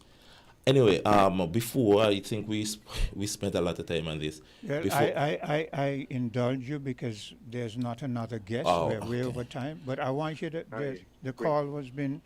And I need to speak about two Let's indulge issues. this caller before. Hello, caller. Good morning, Quint. Yes. I noticed you're trying with him, but he understands. He understands. He understands, man. We have an understanding. No, I think we put in everything under an umbrella, and it's not. Everything cannot be. Listen, man. Yeah, I'm listening. Listen, man. I understand you drink the Kool-Aid and think and knowing that you drink the whole cup with it. But what you're saying, you have a conviction towards that, and you might not even have it, but you're saying it because you might be paid to say it. But the fact is that there's stores, large stores in the United States right now. When you go in a store, if you have your own bag, they give you 5 cents from every dollar. But there's a Marina plastic bag is there available for you. And if I have your WhatsApp number, I can send you copies of different stores in the States from just last month. There's a Marina. What is a Marina plastic bag? And you're going to tell me What? to finish now, man. You quicker. I asked, sir. Okay, sir. We have to. Three small little packets, and you're telling me what poor tourists come here and they ain't going to come and the minister make a decision. Ministers should make those decisions when they travel. Get back to the cabinet and discuss it. As an executive, you should I know. didn't say the minister make a decision on the spot when she went there. Of course, a minister can't do that. Of course, sir, do not say what I didn't say. I realize that you call to get your to get yourself, but nothing you're saying, sir, is factual. You came here to argue. Okay, let him speak. This is no. I'm paying for this time. I'm paying for this time. He's not going to come on the radio and rant and haven't said anything constructive and said that I said the minister making decision on her own.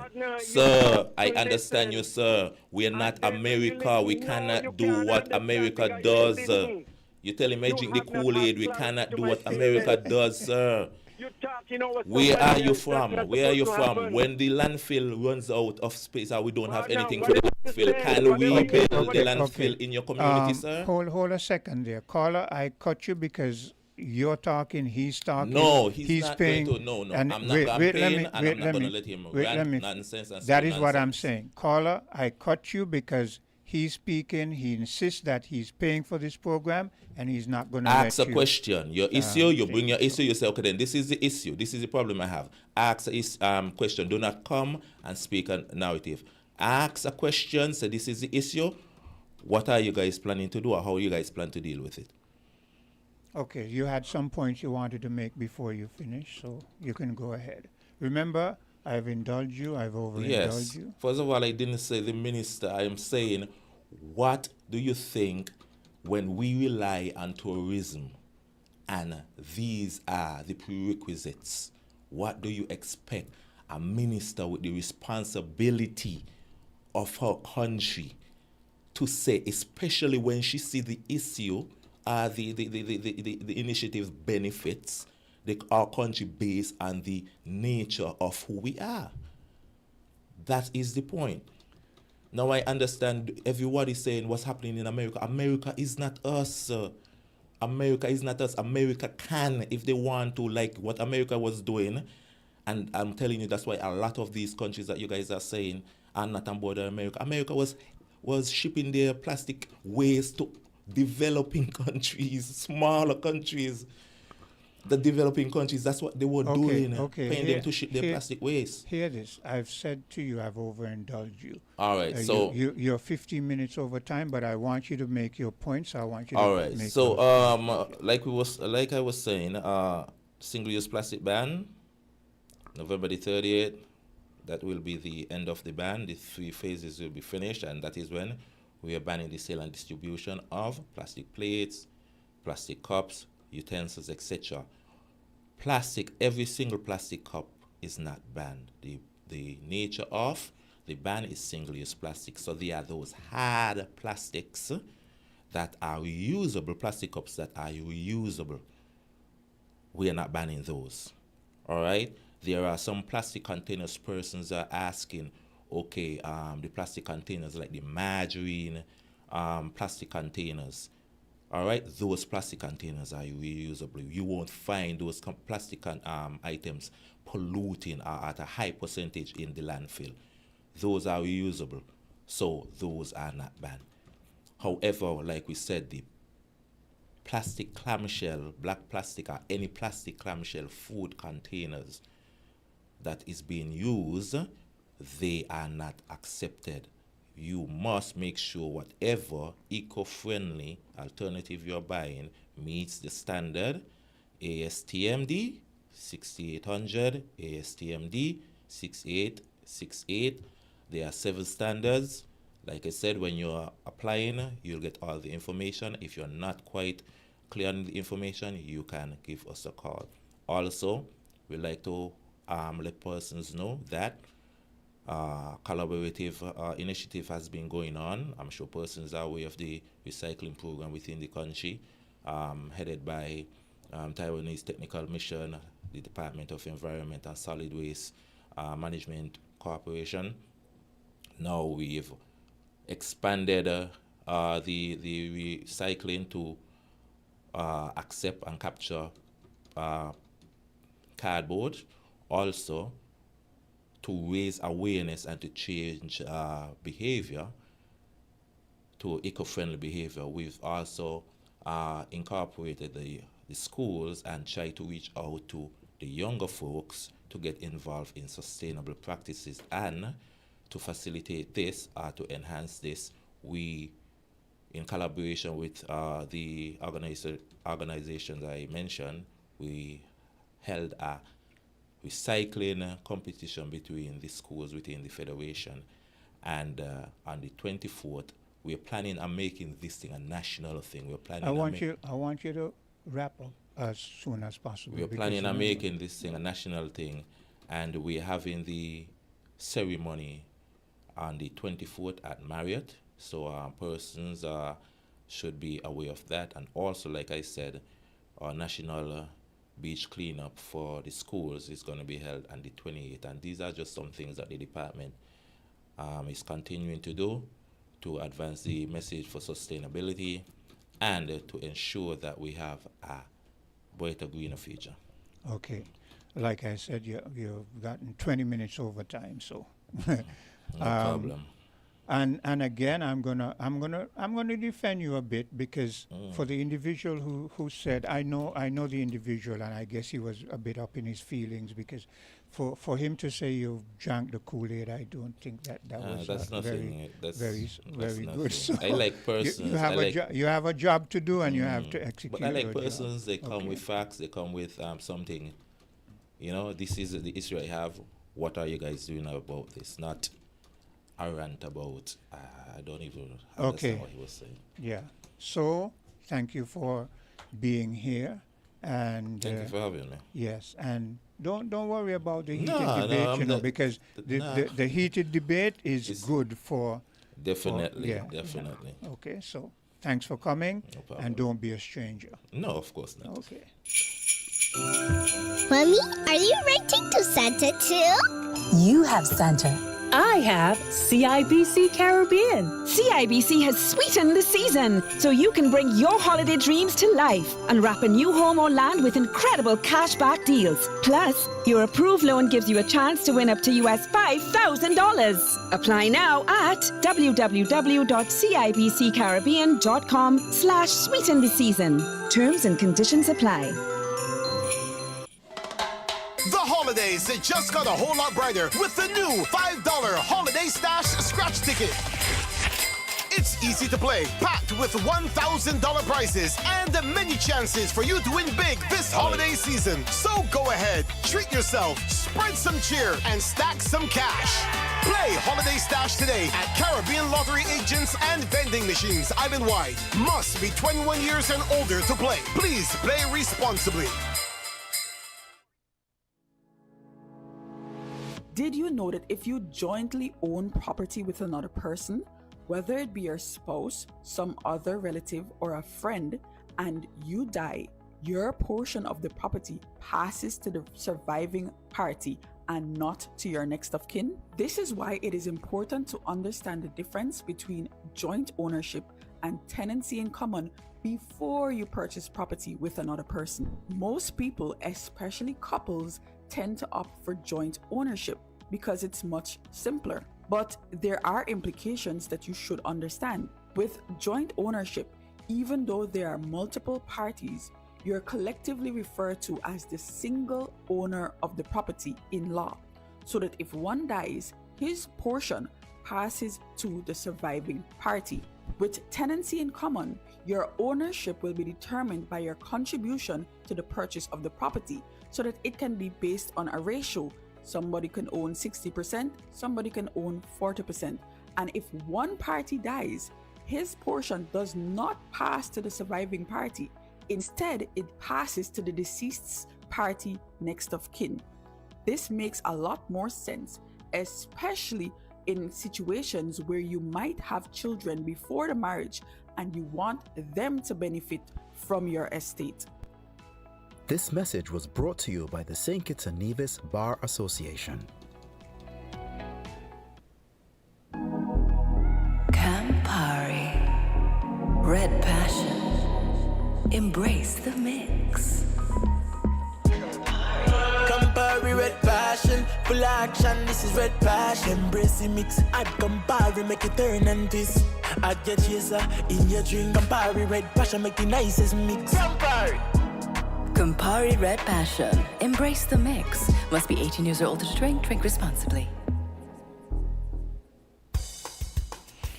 And we're back. The time 9:54, almost out of time, but don't worry.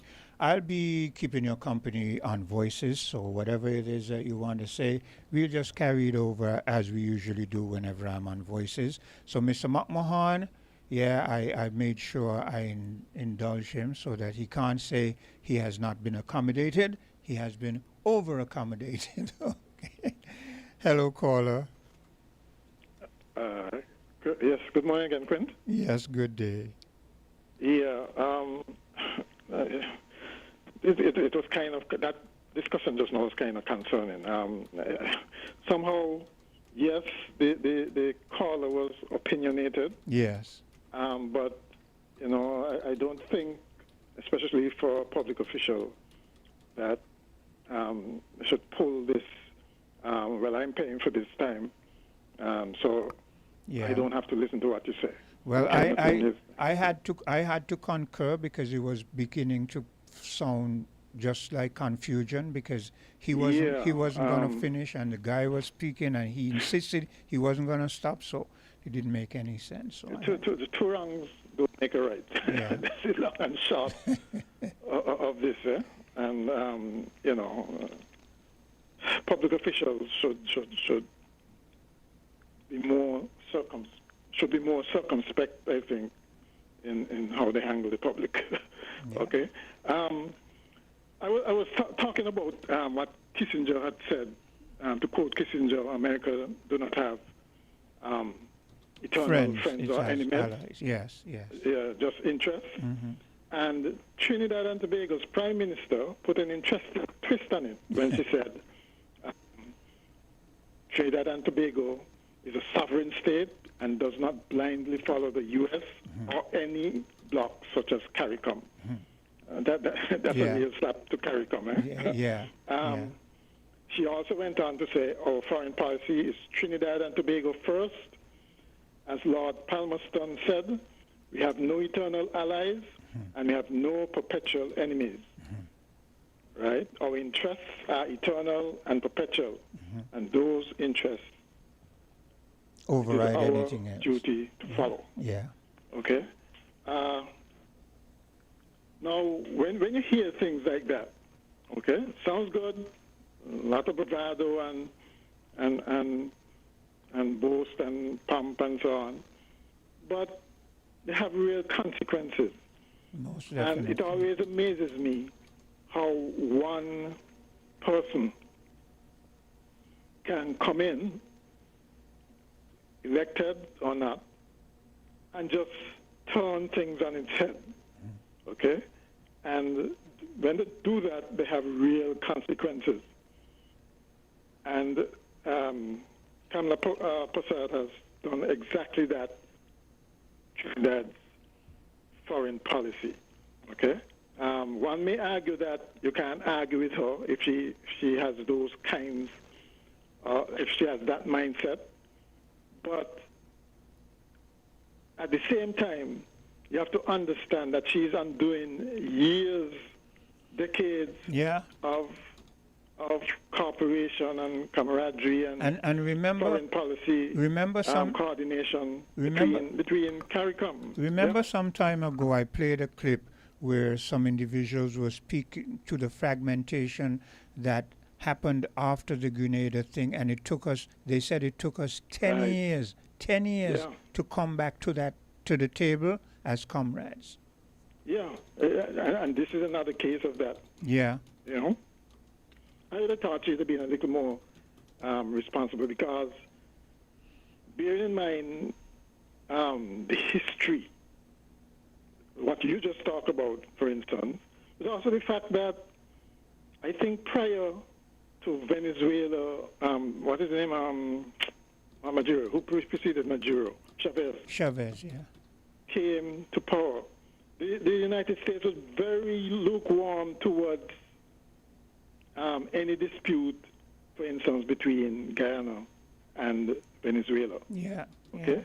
They're not, they're really not interested in the regional disputes between Guyana and Trinidad. But a lot of people, Mr. McMahon, Guyana and Venezuela, or Trinidad and Venezuela. A lot of people are interested in their interests, and their interest is to have a friendly government in Venezuela who would toe the line, the U.S. line. That's it, period. And for anybody else, any other leader in the Caribbean, to pretend otherwise, to feel that, well, we're being protected by the U.S. and the U.S. will help us if there's a dispute. No. The U.S. will help if it suits them. Yeah. And if it doesn't suit them, they will trample right over you. Yeah, they don't care. They don't care. But you have some leaders who are extremely naive and, well, maybe they see what's happening in the international arena, to where apparently, you know, they think that if you butter up Trump enough, you know, he gonna actually accede to your wishes. And that is underestimating Trump, really. Yeah. Trump does what Trump does. Trump does what he wants to do. Exactly. You know. So you know, I don't know how she could get. Well, actually, she did make some other comments in there that. Morning, guys. Yeah, morning, good Mr. day. McMahon. Yeah, morning. Yeah, that reflected. No, I agree with what Mr. McMahon is saying, and I said it before. It's all about their own interests. And it's just like everything. Everybody have an agenda. Because I was trying to call in when your last guest was there. You see, here in America where I live, right? Let me tell you, when they want to push somebody's agenda, they go to somebody in Congress and they get them to push a bill and they get them to push this and push that. Because they will tell you, this is bad for you. They're going to convince you this is bad for you. Because what? They want to push that other person narrative. Go use that person product. Yeah. until later on you find out that product was also bad for you. Yeah. Because we're talking about plastic and how plastic is this and plastic is that. But some of the very same food what we eat have rat poison in it, have lead in it. You have all kind of chemicals in it. Are they telling us that don't eat that because it's bad for you? No, they're selling it to us every day. Yeah. So all they do is push somebody's agenda and push it down your throat. It's all about self-service. Every day they sell us fruits and vegetables that are bad for our health, but exactly, Quinn. Because imagine we used to get, at least the food back then, the fruit and the vegetable was a little, it was all that. We still had some pesticide, but now, Quinn, we have more than pesticide, okay? Yeah. We got Bill Gates garbage, manufacture stuff, seedless stuff. How can a tree grow without a seed? You got all kind of seedless stuff, and because we're so lazy, we think, oh, good, this is so good, we don't have to. We're killing ourselves and we don't even know it. Yeah. The chemical, the food can't even stand up last no time because it is a mess. But because what? They push somebody's agenda. They tell us seedless is better. Because you get food faster. The way they're developing it, you get it fast. Microwave stuff we're killing ourselves. And you notice when you go and you watch a lot of those chefs cooking that they put sugar in almost everything. Exactly, and that tastes terrible. So, because certain food you don't need to put sugar in the food to make it taste good. If you know how to cook. But it's somebody's agenda. So America being now in the Caribbean waters, the agenda is to take out what he named from Venezuela to put in this woman. They want her in there because they feel like they could control her like everybody else. Remember, they thought they could have controlled Castro also. Yeah. But when he got in there, after he overthrown, he got in there, he showed them, hey, I cannot be controlled. Yeah. It's like just a repeating cycle. You realize it's a repeating cycle? Yeah. We're just going around in this repeating cycle, the same old. Oh, good. May the good Lord help us because it's not going to get any better. If we know what the Bible and the Word of God is going to get worse first. Have a good day, guys. Okay, Mr. McMahon, you may continue. Yeah, at least I think people are waking up to the issues. Yes. I think there was a vote in Ecuador, I think it is, where the people said no to having U.S. bases. Yes. In Ecuador, right? They had a referendum on it. Yeah. So that in itself tells you that people. Because people like long ago when people just because people realize, Mr. McMahon, that wherever the U.S. puts a base, some kind of chaos takes place in that proximity, and they continue there by saying they're going to quell the chaos, but unfortunately the chaos just seems to continue. You understand what I'm saying? Well, yes, that happens. But at least, I think the Trinidad Prime Minister is still trying to walk a fine line or walk it back when she says Trinidad and Tobago will not participate in any act that will bring harm to the Venezuelan people. Okay? And we continue to have peaceful relations with the people of Venezuela. Yeah. So maybe she's trying to have it both ways. But, she might be outsmarting herself because once it just settles here, right, the prime reason for the U.S. action, which is making sure that there's some element of control of Venezuelan oil, once that happens, it's moving on to the next. Yes. And the next, maybe, as you pointed out very early in the program, Guyana. Yeah, Guyana. and I'm going to play some. I want you to listen, because I'm going to play some clips and you're going to find out that they're not so friendly with Afran Ali as people think.